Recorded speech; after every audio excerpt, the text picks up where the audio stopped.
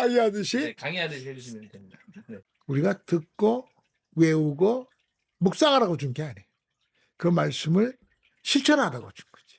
그러니까 예수님이 성탄절에 육신을 입고 이 세상에 오신 것처럼 우리가 말씀을 받으면은 성경을 읽으면은 감동받고 은혜 받고 기쁘다 좋다 거기서 아니라 그걸 그대로 살아야 돼. 그 실천적인 삶.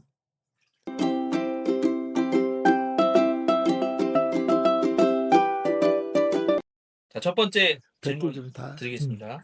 내 영혼을 깨워라를 집필하신 계기 또는 가장 큰 동기가 무엇인지, 그리고 어떤 독자들에게 이 책이 가장 필요한지 좀 소개해 주시면 감사하겠습니다. 예, 제가 영국에서 웩 선교대학원에 공부할 때 1976년, 77년 할 때 아침에 경건, 물론 성경 말씀 보고 내가 하지만은 그래도 경건 책이 좀 좋겠다. 내가 찾아보니까 그 시드로우 목사님이 쓰신 책이 있어요. 영어 아주 두꺼워.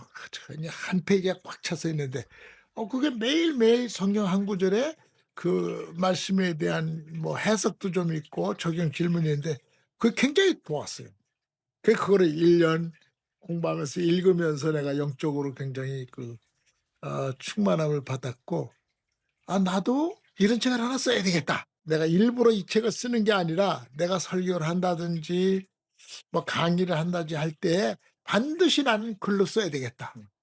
그래서 그 자료를 다 모아뒀어요.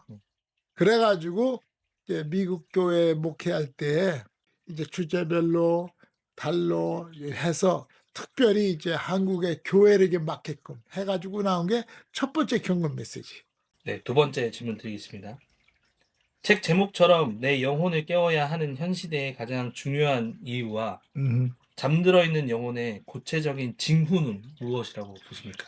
이제 성경의 영어로는 awake my heart 돼 있어요. 마음이야. 심령과 마음. 그런데 또 우리말 성경에는 영혼으로 돼 있어. 영혼, 마음, 심령, 정신 이게 다 포함이 된 건데 육신적인 삶은 무시하는 건 아니에요. 저는 이제 개혁주의이기 때문에. 그러나 심령의 변화로부터 시작되기 때문에 그 심령의 변화는 하나님의 말씀을 만나는 데서 시작되잖아요. 그래서 이 심령이 변화되어야 우리의 삶이 변화된다. 그래 갖고 말씀을 통해서 또 이런 경건 메시지를 읽고 변화한 분들이 많아요. 첫째는 자기 자신을 말씀에 비추어 보는 삶. 그다음에 그 말씀대로 내가 살려고 하는 그런 마음. 그다음에 이제 말씀을 사랑하게 되고 뭐 하나님 사랑하고 그다음에 이제 공동체 신앙의 삶에서 열정을 가지고 그리고 전도와 선교에 열정을 가지는 그런 이제 징후들이 나타났어요. 책이 한영대조 형식으로 출간된 특별한 이유가 있으신가요? 예, 제가 이제 75년도 나가서 저는 한국어를 한 3년 전혀 못 썼죠. 왜? 한국 사람이 없으니까.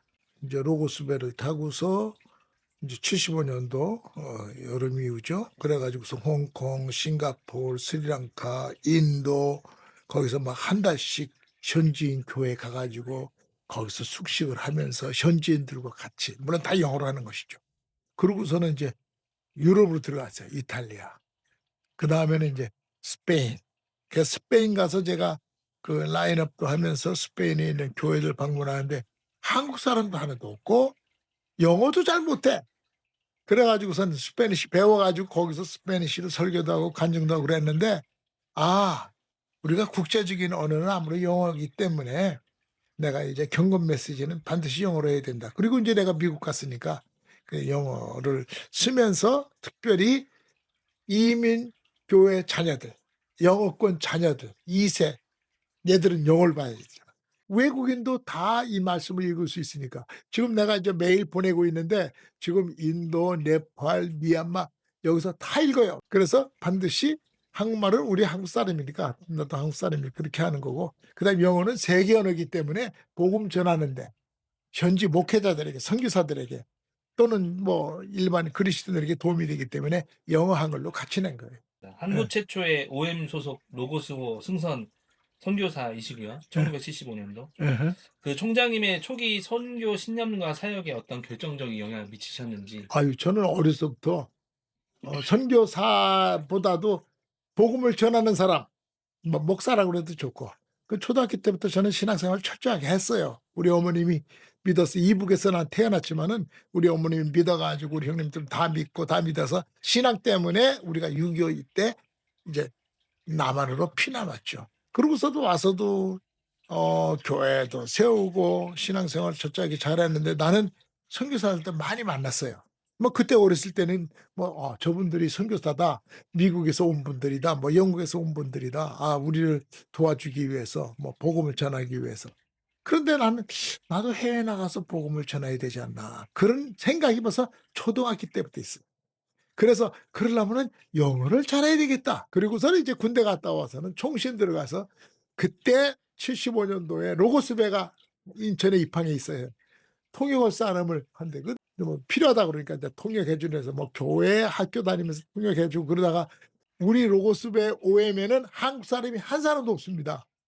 요번에 이제 인천에 왔으니까 한국 사람 한번 태우겠습니다. 그 한경규 목사님이 회장이었어요.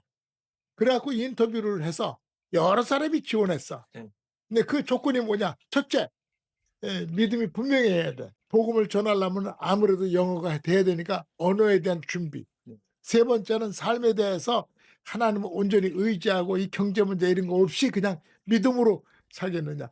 그게 다 이제 통과가 돼가지고 제가 이제 OM에 조인하게 됐죠. 책의 메시지가 이제 총 31일인데 그 메시지를 관통하는 가장 핵심적인 주제 한 가지를 꼽으라면 어떤 것이고 그 이유는 무엇인지. 저는 그 성경 말씀의 적용. 그리고 하나님 말씀을 주신 것은 우리가 듣고 외우고 묵상하라고 준 게 아니에요. 그 말씀을 실천하라고 준 거지. 그러니까 예수님이 성탄절에 육신을 입고 이 세상에 오신 것처럼 우리가 말씀을 받으면은 성경을 읽으면은 감동받고 은혜 받고 기쁘다 좋다 거기서 아니라 그걸 그대로 살아야 돼. 그 실천적인 삶.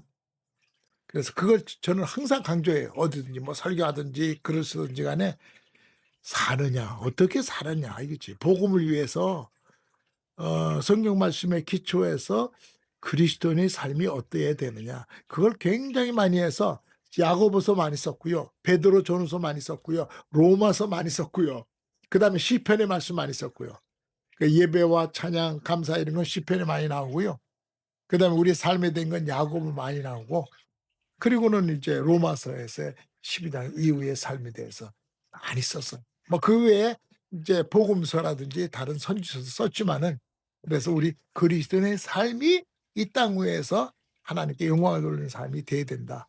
그 시작은 말씀으로 변해야 됩니다. 그게 핵심이에요. 총장님께서는 이제 미국 새드백 교회와 윌로우 크릭 처치를 1999년 90년대 초에 한국 교회 최초로 소개해 주셨는데 예. 당시 한국 교회 이들 교회의 철학과 사역을 소개하고자 하신 특별한 이유가 있었을까요? 제가 보기에는 저는 이제 미국에서 이제 목회도 했고 77년도 들어가서 목회 시작했거든요. 그래서 미국 교회에서 많은 것을 배우고 그다음에 한국 교회 와 보니까 한국 교회가 그때에 한창 이제 73년 빌리그램 전도대회 74년 엑스플로 그러고서 뭐 로고스배도 오고 그다음에 또 뭐 연합 전도대회에서 전도를 많이 했어요. 그러고 나서 80년대 넘어가면서 교회가 많이 부흥을 했는데 내가 이제 그때 미국에서 목회하고 풀로에서 공부하고 칼빈에서 공부하고 이렇게 이제 교회 성장학을 했거든요. 제가 설교 보니까 한국 교회와 미국 교회와는 많은 차이가 있어요. 근데 방향이 없는 것 같아. 목회 철학이 좀 부재한 것 같고 목회 방향, 목적 물론 뭐 선교한다 뭐 많이 교회 부흥 얘기하는데 이게 무언가 내 나름대로 분석을 해봤더니 미국에서는 이제 구도자 안 믿는 분들에게 어떻게 복음을 잘 전하느냐 여기에 대한 그 운동이 일어나면서 교회마다 이제 개혁 운동이 일어난 거예요. 네. 그러니까 뭐 교회 양쪽으로 부흥해야 된다 그게 아니라 불신자 전도해야 된다. 어떻게 그분들이 어떤 그 한계나 이런 거 없이 장애 없이 복음을 듣고 변화받을 수 있느냐. 그게 이제 앞선 것이 윌로우 크릭 교회야. 시카고 근처에. 네. 그 73년도 개척해가지고 젊었을 때 뭐 23살 때 해서 교회가 엄청나게 부흥했죠. 불신자들 전도. 그 다음에 미국에는 1980년도에. 그래서 그 교회를 내가 찾아가서 연구하고 공부하니까 이 교회 둘을 모델로 해가지고 한국에 소개해야 되겠다. 그래갖고 화영조 목사님이 제가 깜짝 놀랐어요. 연락이 왔어요. 시카고로 우리가 장로 집사 단체로 해갖고 비행기 전세 내가지고 우리가 윌로우 크릭 가서 공부를 합니다. 목사님 첫 시간에 오리엔테이션 윌로우 크릭에 대해 전체 말씀해 주세요.